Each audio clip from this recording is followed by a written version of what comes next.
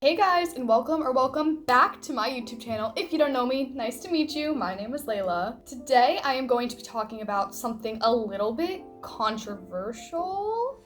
I will be talking about the new Backrooms movie. So before I get into the video, I want to talk about the fact that I have not seen the original YouTube series. I went into this with literally no expectations. I had no idea what I was getting myself into. I didn't know the story. I didn't know any characters. I didn't even know who Kane Pixels was yet.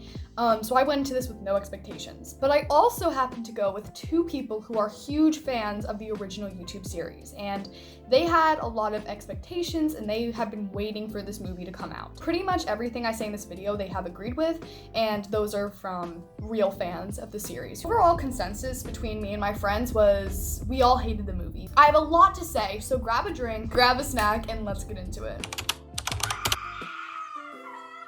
I have a lot of thoughts, so I do have a general script. So if you see me looking down, that is what I'm looking at. So first we're gonna answer the question that you're probably all wondering. What is the Backrooms? Well, the Backrooms originated from a viral internet image that was posted in 2019. The image was inspired by the horror concept of no clipping out of reality and into a different dimension, kind of. The concept quickly spread across the internet, and this started new fan lore, concepts, artwork, games, and even videos, which brings us to Kane Pixels. In 2020, the teenage filmmaker Kane Parsons, better known as Kane Pixels, decided to release a series of Backrooms videos on YouTube.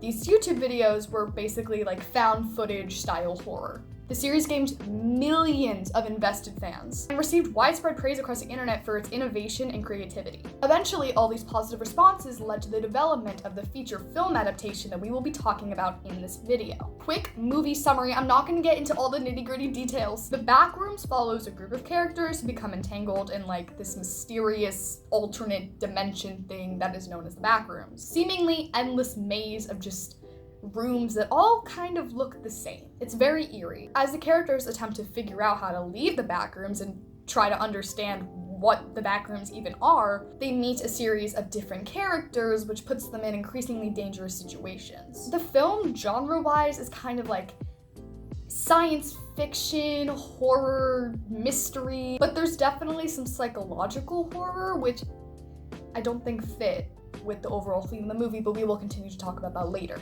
The goal of the movie is to take the story that Kane Pixels explored in his YouTube series and expand it into something like a feature film, which they did, but not well.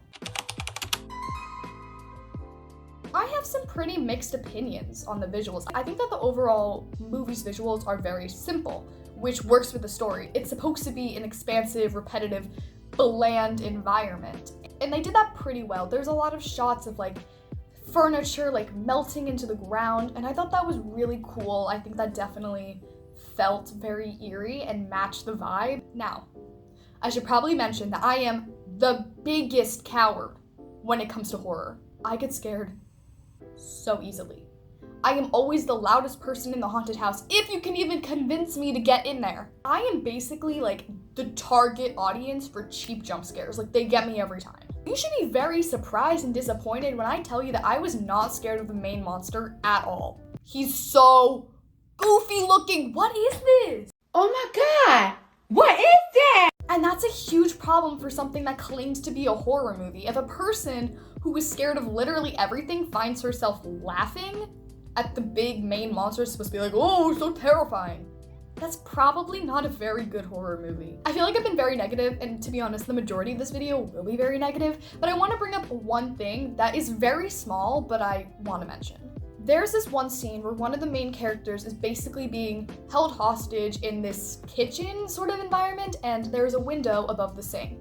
And this might not seem like much, but normally in film, windows can be used to represent something visible but out of the character's reach. In this scene, through the window, all you can see is just more bland, expansive rooms, which works so perfectly for the scene because it communicates an even more hopeless and trapped feeling for the character and to the viewers.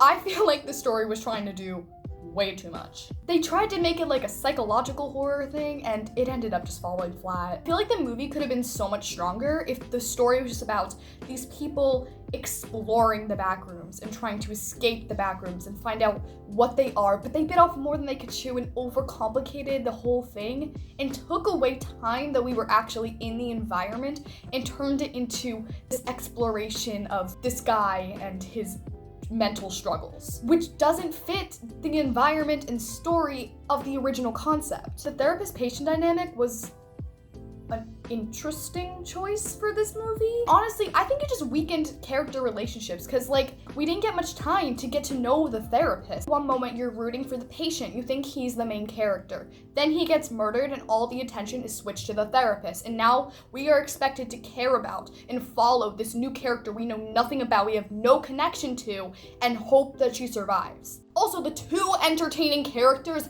are killed in the first 5 minutes of them being involved in doing anything interesting. They should have had more screen time, and honestly, I think it would have made the story so much more interesting because they had interesting dynamics between each other, they were interesting characters, and I feel like they could have added so much to the film, but they were just treated as throwaway kills. We spent so much time in the exposition and the ending was so unbelievably rushed. And somehow in the long exposition we had, we basically got to know none of the characters beyond surface level information. Not to mention, the ending was so abrupt that all of my friends screamed, "That's it?" when the credits started to roll, because it was such an abrupt ending. And you could tell the cliffhanger didn't hit like it was supposed to. It felt like when you watch a comedy and they tell a joke that doesn't land, and in your head you're just thinking, oh, I was supposed to laugh at that. The entire movie feels like exposition. It all feels like an introduction to get to basically no conclusion.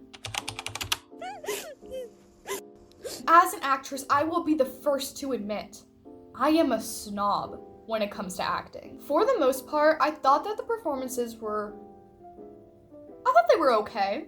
I wasn't ever like, that was cringe, but I wasn't ever really moved by the performances. I didn't really feel anything. And that's not necessarily the actor's fault. That is the fault of the writers and the director who gave us no time to get to know these characters.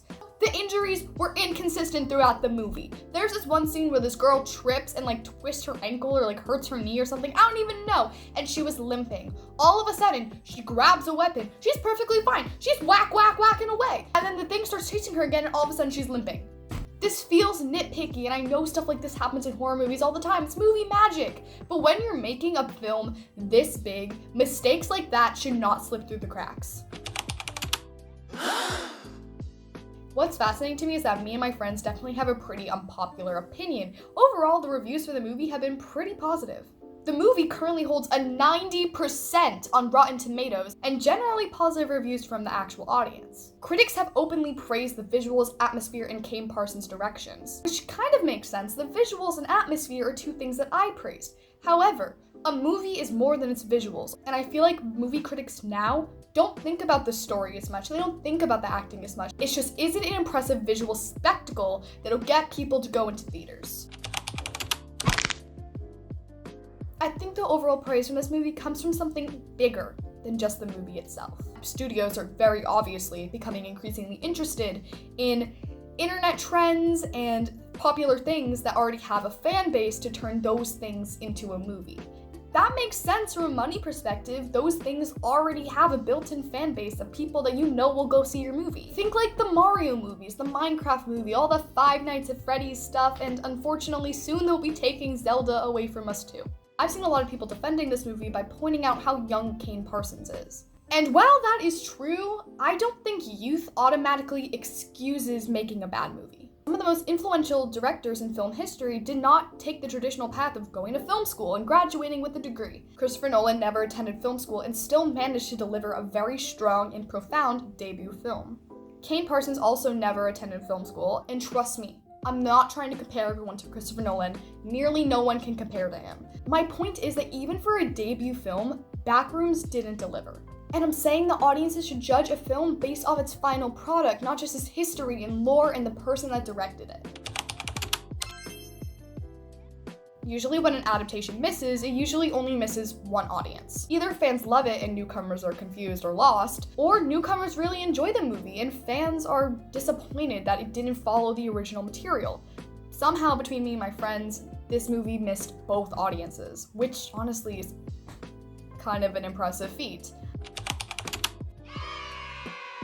I think I have rambled quite enough. If you watched this movie, comment below what you thought. Do you agree with me or do you disagree? Let's have a conversation about it in the comments. If you're not sick of my face, make sure to go check out my channel because I have a bunch of different videos. And if you like movie reviews, maybe go watch my Project Hail Mary video. Just a thought. Make sure to like, subscribe, comment, share, all that nonsense. You know what to do. And I think that's it for me. Thank you so much for watching. Bye!